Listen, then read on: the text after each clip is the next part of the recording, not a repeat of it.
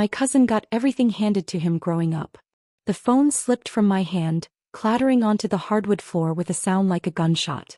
My cousin's name glowed on the cracked screen. Elliot. A single text timestamped 2:17 a.m. She's not who you think she is, man. Check her phone.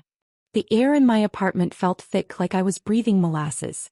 My fiancée Lena slept soundly in the next room, her soft snores a cruel mockery of the storm erupting in my chest.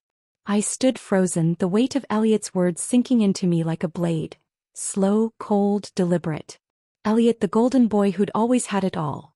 New cars, private schools, a trust fund that could choke a horse. Growing up, I'd envied him, hated him even for the way life seemed to bend to his will. But we weren't kids anymore, and his late-night text wasn't some petty jab. It was a warning.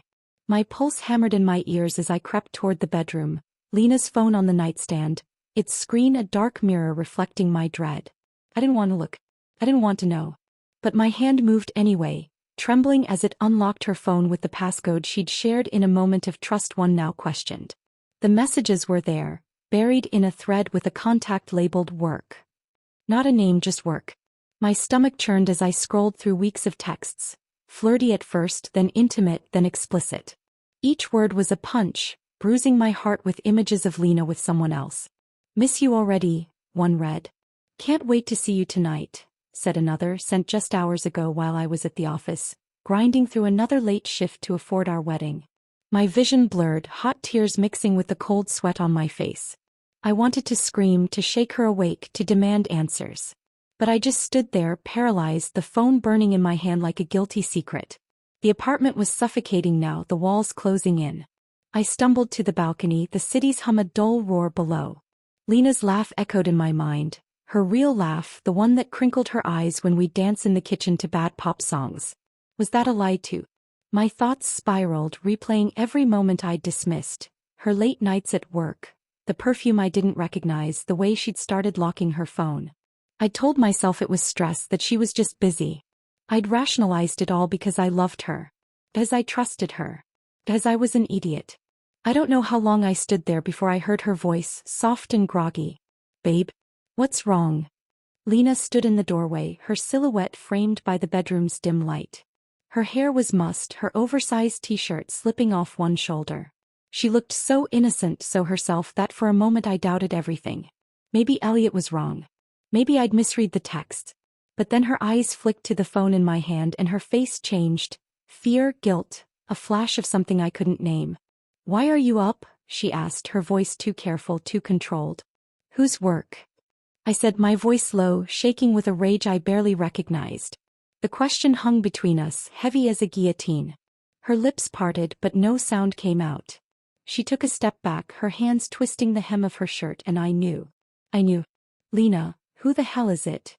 My voice cracked, raw and desperate, begging her to lie, to make it all go away. It's not what you think, she whispered, but her eyes were wet, her voice trembling. It was a mistake. A stupid, stupid mistake. The words hit like shrapnel, tearing through the last of my denial. She was crying now, but so was I, and I couldn't tell if it was heartbreak or fury burning hotter. I didn't mean for it to happen, she said, stepping closer. It was just, he was there and I was lonely and you were always working. Don't, I snapped, my voice slicing through hers. Don't you dare blame me. The balcony railing dug into my palms as I gripped it, trying to anchor myself against the chaos in my head. I wanted to hate her, to walk away and never look back. But I could still feel the ghost of her hand in mine, the promises we'd made. How do you let go of someone who's carved into your soul? Then my phone buzzed again. Another text from Elliot. Meet me at the diner on 5th. I'll show you everything. My heart lurched. There was more. More than the texts, more than the betrayal.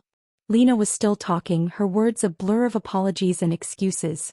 But I was already moving, grabbing my keys, my mind racing with questions I wasn't sure I wanted answered. As I stepped into the elevator, Lena's voice followed me, pleading, breaking. Please don't go to him, she sobbed. Elliot's not who you think he is. The doors closed and her words echoed in the silence. Elliot, my cousin, the one who'd always had everything. Why was he doing this? Was he saving me or destroying me? The diner's neon sign loomed in my mind, a beacon pulling me toward a truth I wasn't ready to face. Whatever waited there, I knew one thing. Nothing would ever be the same.